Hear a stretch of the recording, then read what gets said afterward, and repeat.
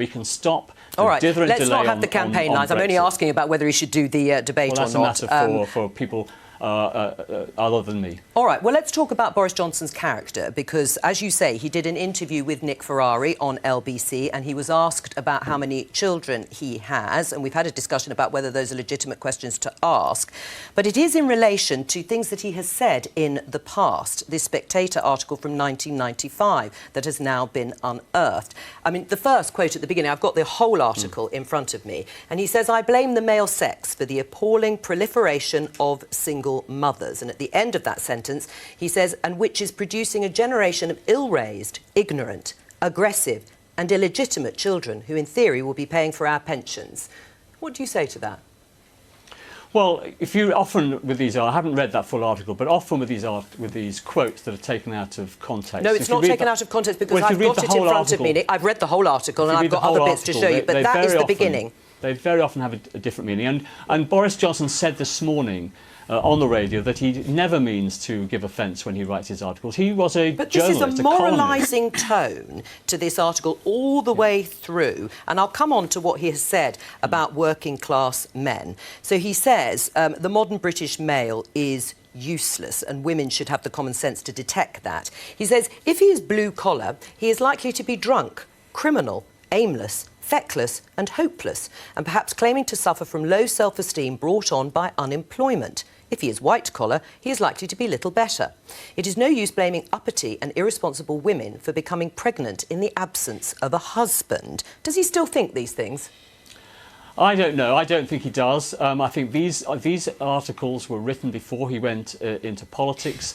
He never means to give offence. He's written millions of words as a columnist. So inevitably, if you trawl through those columns, those articles, you will find things, if quoted out of context, have a meaning which people find offensive. Nick Gibb, these are not, I promise you, these are not taken out of context. I have read the whole article from start till finish. It was written in 1995, but this is an article that points to important social issues and views then, and the Prime Minister should be subjected to those questions now. People will want to know what sort of man he is.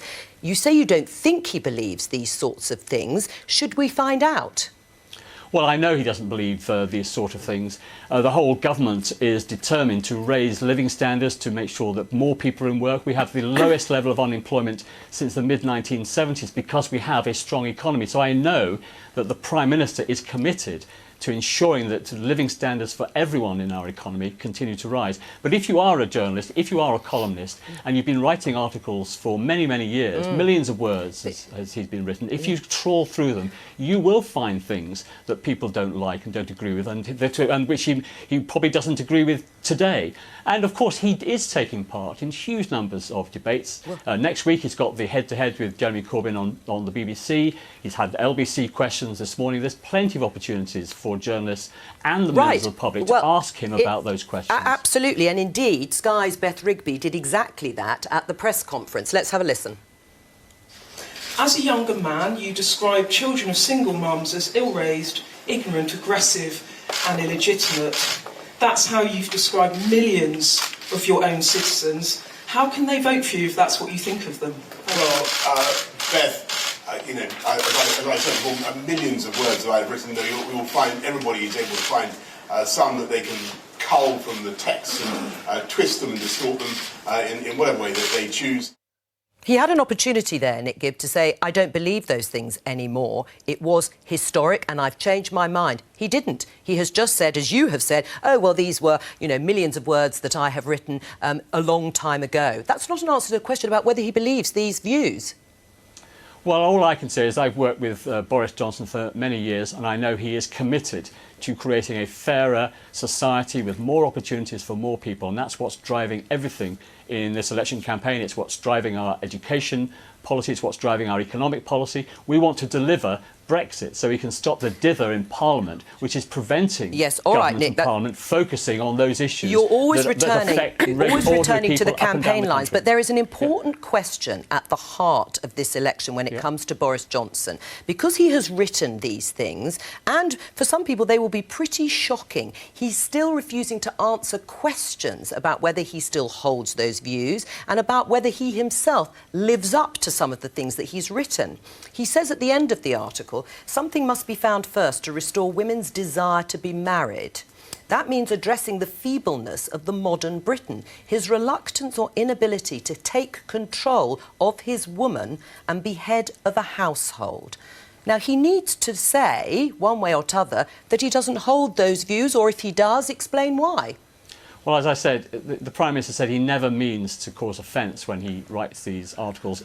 And, you know, on many occasions when you read the whole context of the article, you can see what he's trying to say and doesn't mean to take offence. He does use colourful language, there's no question about that. And actually, I've been campaigning on the doorstep in my constituency and in other constituencies, and that is one of the things that people find appealing about Boris Johnson. They like him because he is prepared to say and use colourful language, and that's what really lies, in part, lies behind his popularity with the general public. Right, what, including things like men should take control of their woman? Well, I don't believe he believes that, frankly. Often, as I said, these other Conservatives, do other Conservatives campaigning believe that? Do appear offensive. But you need to ask him about these things. Indeed. My experience of dealing with Boris Johnson is he's a very caring politician. He's a strong leader. He wants a strong economy. He wants to widen opportunities for people. He's a one-nation Conservative. He just needs to get. We need to get Brexit down. We need to get the economy focused on. You've had that say, and we know what your line is on Brexit. Let's talk about Ofsted and education.